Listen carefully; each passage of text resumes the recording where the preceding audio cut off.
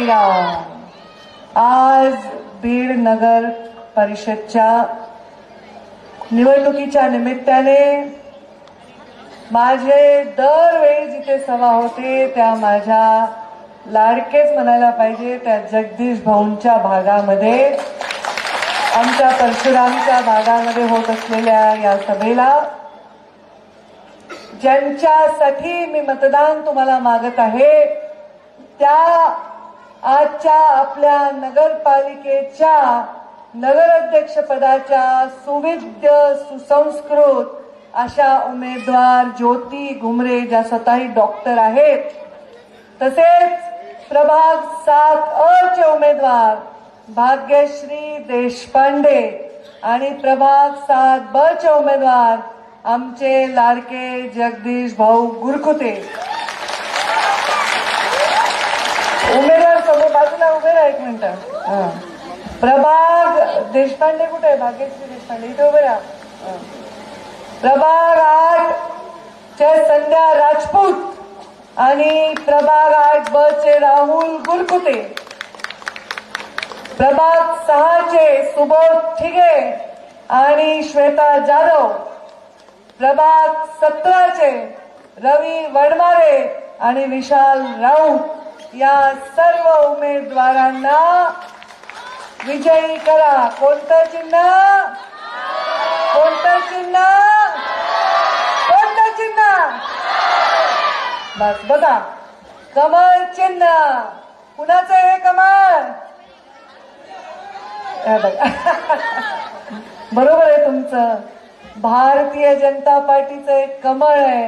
हे समजण्याच्या आधी ज्यांनी कमळ हातात गेलं त्या मुंडे साहेबांनी कमळ वाडी, वस्त्या, तांड्यावर, गल्ली बोळामध्ये पोचवलं। त्या मुंडे साहेबांचं, भारतीय जनता पार्टीचं, प्रधानमंत्री नरेंद्र मोदींचं, देवेंद्र फडणवीसांचं आणि माझं पंकजाताई बाग फुलवते।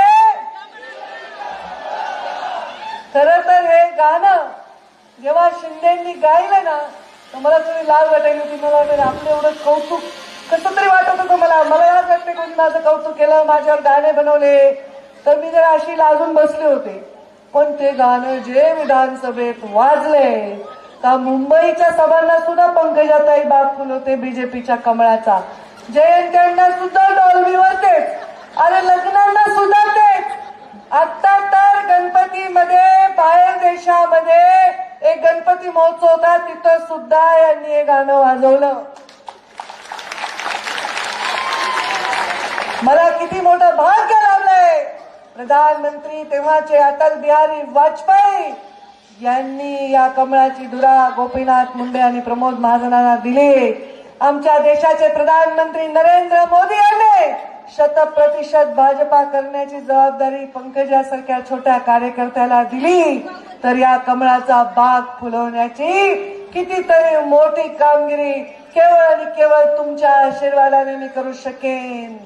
हा पंकजाताई बाग नाही फुलवत आहे, तुम्ही फुलवताय, तुम्ही। अरे मला काही लोक विचारायचे लग्नाला या, कुणाच्या कार्यकर्त्यांचे लग्न आहे, कुणाचं पुण्याला आहे, कुणाचं नाशिकला आहे। मोठी तिथी होती काल, लग्नाला या आता, एवढं काय म्हणे नगरपालिकेत काम करायला, एवढी कशाला मेहनत करायला, ज्याचं ते करतील। मी म्हणलं अरे ज्या कार्यकर्त्यांनी माझ्यासाठी घरच्या दशम्या बांधून सगळ्या निवडणुकांमध्ये माझ्यासाठी, माझ्या परिवारासाठी लढले, ही त्यांची निवडणूक आहे, त्यांच्यापेक्षा काकणभर जास्त कष्ट मी केल्याशिवाय राहणार। अरे माझ्यासाठी लढणाऱ्या कार्यकर्त्यांनी, माझ्या पराभवानंतर स्वतःचा जीव दिलेल्या कार्यकर्त्यांसाठी माझा जीव जरी गेला तरी मी मैदानात उतरल्याशिवाय राहणार। त्यामुळे मी आले ते माझ्या लाडक्या कार्यकर्त्यांच्या विजयाच्या कार्यक्रमासाठी। ही सभा प्रचाराची सभा नसून ही येणाऱ्या विजयाची आजच ऍडव्हान्स मध्ये सभा आहे। बीड जिल्ह्यामध्ये सगळ्या जागा आपण लढत होतो, पण ही जागा आपल्या युतीला होती। त्यामुळे बीड मधल्या नगरपालिकामध्ये कुठे आम्हाला चिन्हावर लढता यायचं नाही। आमची तर युती होतीच, पण आमची एक वेगळी युती इकडे होती क्षीरसागरांबरोबर. चांगले संबंध होते, मतभेद नव्हते, मनभेदही नव्हते आणि पक्षभेद होते. पण मग तिकडे काय करावं लागायचं, आस्था घास खा, आस्था घास खा. तुम्ही जगदीशला द्या, आम्ही त्याला देतो. तुम्ही नकोच म्हणला, आता भानगडच नको. आता कमळावरच लढायचंय मला, कारण 100% कमळ बनवायचंय. मोदीजींचं स्वप्न आहे 100% भाजपा, आणि 100% कमळ बनवत असताना या देशाला जेव्हा 100 वर्ष पूर्ण होतील, या देशामध्ये जिथे प्रधानमंत्री नरेंद्र मोदींनी माझ्या मायमाऊलीला चुली समोरून गॅस समोर बसवलं, या देशामध्ये जिथे प्रधानमंत्री नरेंद्र मोदींनी या मायमाऊलीचे अकाउंट केले बँकेमध्ये, तिच्या नावावर घरकुले केले, या मायमाऊलीची ताकद वाढवण्यासाठी लाडकी बहीण सारखी योजना दिली, तिची ताकद वाढवली. त्या मायमाऊलीच्यासाठी काम करायचंय. आणि म्हणून या बीडमध्ये देशाला 100 वर्ष होताना हा जग पुढे जाईल ना. आमच्या मोदीजींनी जगे वचन पुरवले, 370 केलं, प्रभू रामाचं मंदिर उभं केलं, काशी विश्वनाथ केलं. आणि करत असताना असं नाही केलं की आपली दादागिरी केली. मुसलमान बांधवांना गळ्याला मिठी मारून दोघांनी मिळून रस्ता मोकळा केला काशी विश्वनाथाचा, आणि तिथे गेल्यावर बाजूला मस्जिद आहे, मंदिर आहे. अरे कशामुळे मोदींच्या विरोधात बोलता? मोदी या देशाच्या फक्त गरिबासाठी करतो, त्या गरिबाची जात आणि धर्म बघत त्याचा आमच्या देशाचा प्रधानमंत्री आहे. आणि म्हणून त्यांच्या नेतृत्वाखाली, देवेंद्र फडणवीसांच्या नेतृत्वाखाली या राज्यामध्ये, या बीडमध्ये सगळ्या नगरपालिकावर आपला झेंडा फडकवल्याशिवाय राहणार नाही, असा साधी संकल्प केलेला. या दोंडीपुण्यामध्ये, या भागामध्ये कधी भाजपचं कमळ आम्ही सोडलंच नाही, त्यामुळे इथं मला चिंताच नाहीये. आता नगराध्यक्षाचं फक्त लक्षात ठेवा बरं का, कमळ लाभायचं सगळ्या नगरपालिकेच्या सगळ्या सदस्यांना, कमळ वर कमळ. आता आमची ज्योतिताई एक डॉक्टर आहे, सुविद्या आहे, त्याची सुसंस्कृत आहे. त्यांना जर काही वाचायचं आहे जी आर, तर नवऱ्याकडे किंवा कुठल्या पीएकडे द्यावं लागणार नाही ना. त्या स्वतः वाचतील, स्वतः समजून घेतील, स्वतः निर्णय घेतील. डॉक्टर योगेश क्षीरसागर स्वतः डॉक्टर आहेत, सारिका क्षीरसागर डॉक्टर आहे, सुसंस्कृत आणि सुविद्या आहेत. त्यांच्या वडिलांनी अनेक वर्ष नगरपालिकेमध्ये सेवा केली आहे लोकांची, त्यांच्या चुलत्याने केली आहे. केशर काकू क्षीरसागरांनी अनेक वर्ष जिल्ह्याची खासदार म्हणून काम बघितलेलं आहे. महिला दर्जीन माझा जिल्हा आहे. माझा बीड जिल्हा हा पुढारलेल्या विचारांचा जिल्हा आहे. या जिल्ह्याची बदनामी करणाऱ्यांना मला या जिल्ह्यामध्ये मतच कोणी मागायचा अधिकार नाही. सगळ्या धर्मांना, जातींना सोबत घेऊन काम करण्याची आमची भूमिका आहे. सगळ्या गरीब वर्गासाठी काम करायचे. मला आता योगेश क्षीरसागरांनी सांगितलं किती कामं केले. हे आपण ज्या रस्त्यावर आहे हे नगर उत्थान मधलं आहे का? हो जगदीश भाऊ, हे नगर उत्थान मधला रस्ता आहे का? हो. किती आता हे नाही, हे तर मागचा तर अजून, आता एक टप्पा पुढचा, ह्याच्यामध्ये हा रस्ता प्रस्तावित आहे. नगर उत्थान, मी पालकमंत्री होते तेव्हा जयदेव क्षीरसागर आमदार होते आणि 200 कोटी रुपये देवेंद्र फडणवीस मुख्यमंत्री आणि नगरविकास मंत्री होते या जिल्ह्यासाठी, या नगरपालिकेसाठी आपण दिले. तेव्हा भारतभूषण क्षीरसागर हे नगराध्यक्ष होते. त्यावेळी या पाणीच्या योजनेसाठी, मुख्यमंत्री ग्रामसडक योजनेसाठी, गावातल्या रस्त्यांसाठी 25-15च्या माध्यमातून, जलयुक्त शिवारच्या माध्यमातून प्रचंड निधी दिला. जरी ते पक्षाचे नव्हते तरी लोकांच्या विकासासाठी आम्ही काम करत होतो. तसंच काम भविष्यामध्ये करत राहणार आहे. विश्वास आहे ना तुमचा? विश्वास आहे का? एवढ्या महिला जिथे येतात तिथे विश्वास असल्याशिवाय येत नाही. मला सांगा बरं, तुम्ही ऑटो रिक्षा जरी बघितला, कुठं चाललात तर 10 वेळा ऑटो रिक्षावाल्याचं तोंड बघता का नाही? पिलेला आहे का, चांगला आहे का, गुंडाळ दिसतो का, घाबरून त्या ऑटो रिक्षात बसताना विचार करतात. तर महिला जर ऑटो रिक्षात बसताना 10 वेळा विचार करतात. महिला जर कुठली वस्तू घेताना 10 वेळा बघून घेतात, तर आपलं भविष्य निवडताना, पार्टी निवडताना त्या बघतील का? त्या इथे आल्या आहेत कारण त्यांचा विश्वास या कमळावर आहे. कमळावर आहे. कमळ म्हणजे पंकज आणि मी म्हणजे, मी कोण आहे? ताई आहे. नाव घ्या ना, काय बिघडते? माझं नाव काय? मग माझ्यावर विश्वास आहे का नाही? माझ्या पालकत्वामध्ये, योगेश क्षीरसागरांच्या नेतृत्वामध्ये ज्योती बुमरे आणि आमच्या जगदीश भाऊ आणि सगळ्या उमेदवारांना विजयी करा. मी या बीडच्या विकासाच्या मागे ताकदीने उभी राहील. विश्वास आहे का नाही? जिल्ह्यामध्ये कधीच नॅशनल हायवे कोणी स्वप्नात एकच नॅशनल हायवे मुंडे साहेबांनीच केलता अमळनेरच्या तिकडून कधीच हायवे मिळाला नाही. आमच्या कार्यकाळामध्ये 10,000 कोटीचे हायवे मिळाले का नाही? या कार्यकाळामध्ये रेल्वे खासदार प्रीतम मुंडे 10 वर्ष खासदार होता. जे केशर काकू क्षीरसागरांनी स्वप्न पाहिलं मुंडे साहेबांनी त्याला प्रचंड शक्ती दिली. ते मी पालकमंत्री झाल्यावर प्रीतमताई खासदार असताना मोदींकडनं वचन घेऊन आम्ही 2800 कोटी रुपयाचा रेल्वेचा प्रकल्प पूर्ण केला. या बीड जिल्ह्यामधला विकास आता गती वाढवणार आहे. गती पहिले तर विकासाचं स्वप्न बघावं लागायचं, आता प्रत्यक्षात विकास दिसणार आहे, गती वाढवणार आहे. बीड हे या महाराष्ट्रातलं मराठवाड्यातलं अग्रेसर शहर करण्यासाठी मी या विकासाच्या पाठीशी उभे राहणार. मी नुसता आता प्रचार करून जाणार नाहीये. तुम्ही नगरपालिका निवडून दिली तर 3 महिन्याला नगरपालिकेची बैठक मी स्वतः घेणार. 3 महिन्यात झालेल्या कामांचा आढावा घेणार आहे. प्रत्येक नगरसेवकांनी रोज जनता दरबार घ्यावाच लागेल असं आमचा रूल आहे, आमचा नियम आहे. मी रोज जनता दरबार घेते, रोज. तुम्ही बघता माझे व्हिडिओ बघता का? रोज मी पूजा करते. ते तर बायका बघतच असतात की ताई तुमची पूजा खूप छान. पण पूजा केल्यानंतर मी जनसेवा करते. मी ईश्वराची पूजा केल्यानंतर जनतेची पूजा करते. मी रोज जनता दरबार घेते. आज घेते कारण युट्यूब दिसते म्हणून नेहमी घेते. रोज जेवढे माझ्या बंगल्यावर किंवा माझ्या घरी लोक येतात, माझ्या कार्यालयात येतात, त्या सगळ्यांना मी स्वतः भेटते. माझे पीए भेटतात, सगळ्यांचे कामं लिहून घेतो, सगळ्यांना फोन करतो. तसंच नगरसेवकांनी रोज जनतेला भेटलं पाहिजे. रोज वॉर्ड स्वच्छ आहे का नाही बघितलं पाहिजे, पाणी येतंय का नाही बघितलं पाहिजे, कचरा उचललाय का नाही बघितलं पाहिजे. हे सगळं बघत असताना या माझ्या नगरसेवकांनी जनतेच्या हिताच्या कामांची नोंद घेतली पाहिजे की ताई इथे 10 लाख रुपये दिल्याने हा प्रश्न मिटतो, ताई इथे मंदिराला सभागृह द्या, ताई इथे मशिदीमध्ये घाण पाणी जाते तिथे बांधकाम करा, नाली काढा. हे सगळ्या गोष्टी त्यांनी नोंद करून ठेवल्या पाहिजे. 3 महिन्यांनी मी बैठक घेईन, मग बघेन चला ह्याच्यामध्ये कुठला निधी पाहिजे, नगर विकासचा पाहिजे, इथे कुठला पाहिजे, जिल्हा नियोजनचा पाहिजे, इथे कुठला पाहिजे, आरोग्य विभागाचा पाहिजे, इथे कुठला पाहिजे, महिला बचत गटांसाठी निधी पाहिजे. हे सगळं मी बघणार आणि मी त्या निधीला आणि तुमच्या विकासाला न्याय मिळवून देणार. त्या बीडचा चेहरा मोहरा बदल मी यांना सगळ्यांना निवडून आल्यावर पाठवणार आहे भोपाळला आणि इंदोरला. तिथे काय आहे, सगळ्यात चांगल्या देशातल्या महानगरपालिका म्हणून 10 वर्ष त्यांनी पारितोषिक घेतलंय. मी जालन्याची पालकमंत्री आहे. मी जालन्याच्या टीमला ऑलरेडी पाठवलं इंदोरला आणि भोपाळला. तिथे तुम्ही जाणार, तुम्ही शिकणार की कचऱ्याचं व्यवस्थापन कसं करायचं. नुसतं कचऱ्याचं व्यवस्थापन नाही होणार, त्या कचऱ्यावर प्रक्रिया सुद्धा करणार आहे. जे बिंदुसरा नदीला दुर्गंधी आहे, अतिक्रमण आहे, घाण आहे, त्या नदीचं पुनर्जीवन पर्यावरण मंत्री म्हणून मी करेन. वाटेल तेवढा पैसा लागला तरी तो दिल्याशिवाय राहणार नाही. पूर्ण बिंदुसरा नदीच्या शेजारी सकाळी सकाळी जॉगिंगला सगळे तरुण मंडळी, म्हातारे मंडळी वॉकिंगला, महिला वॉकिंगला तिथे जातील. दुर्गंधी नाही, घाण नाही, स्वच्छ असं बीड, सुंदर असं बीड आणि सुरक्षित असं बीड करणार आहे.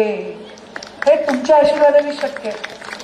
एवढ्या महिला आलात का? आलात ग एवढ्या महिला का आलात तुम्ही? काय कार्यक्रम आहे का इकडं? कशामुळे आलात? विश्वास आहे म्हणून आलात, आशा आहे म्हणून आलात. ज्या नेतृत्वाकडे पाहून विश्वास वाटतो, ज्या नेतृत्वाकडे पाहून आशा वाटते, अशा प्रधानमंत्री नरेंद्र मोदींच्या हाताखाली काम करत असताना तुमच्या डोळ्यातला विश्वास कणभर सुद्धा मी कमी होऊ देणार नाही. लाडक्या बहिणी आहेत की नाही? कोण कोण आहेत लाडक्या बहिणी सांगा बरं.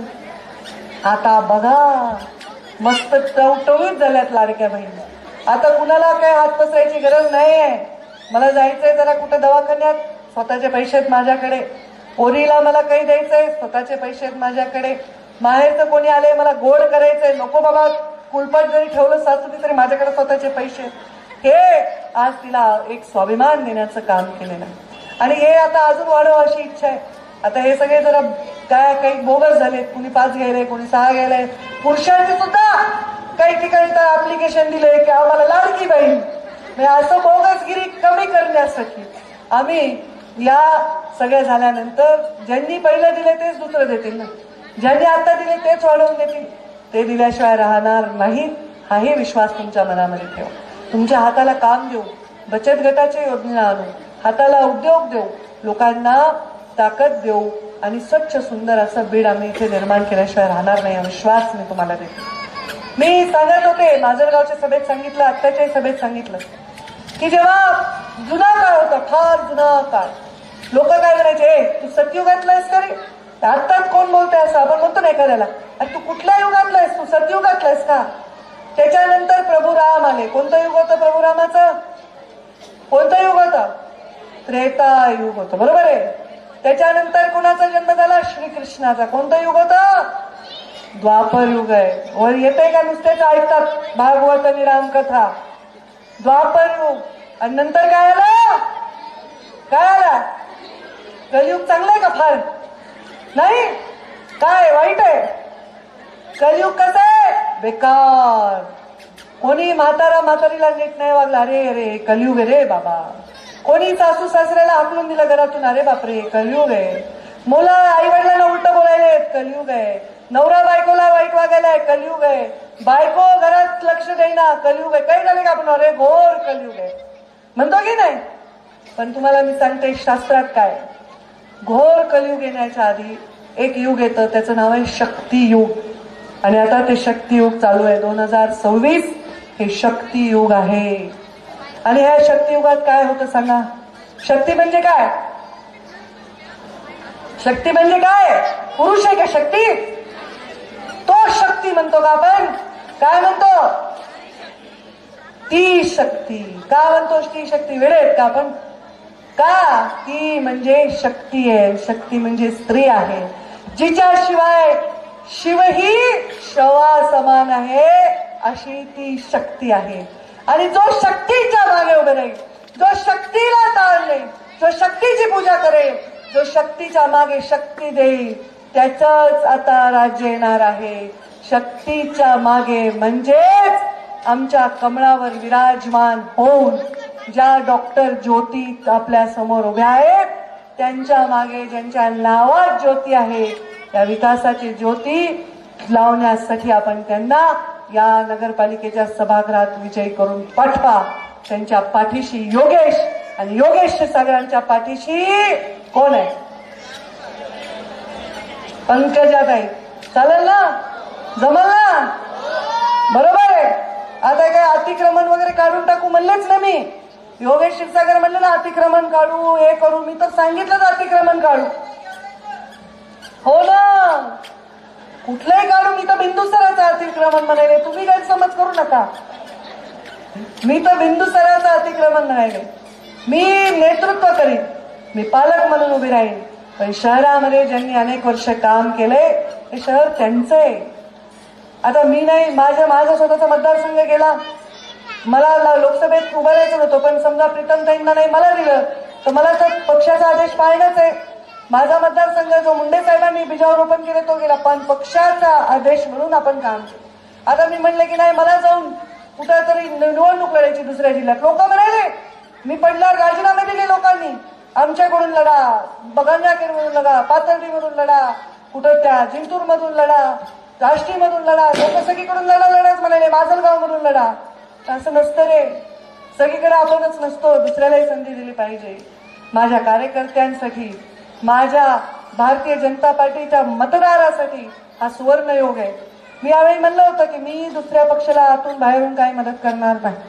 कमळाच्या फुलाचा फाटका कार्यकर्ता उभा करीन, जे माझ्याकडे आहे ते त्याच्या मागे लावीन आणि त्याच्या मागे उभे राहीन. पण योगायोगाने माझ्याकडे योगेशन सारिका आले आणि एक शक्ती तयार झाली.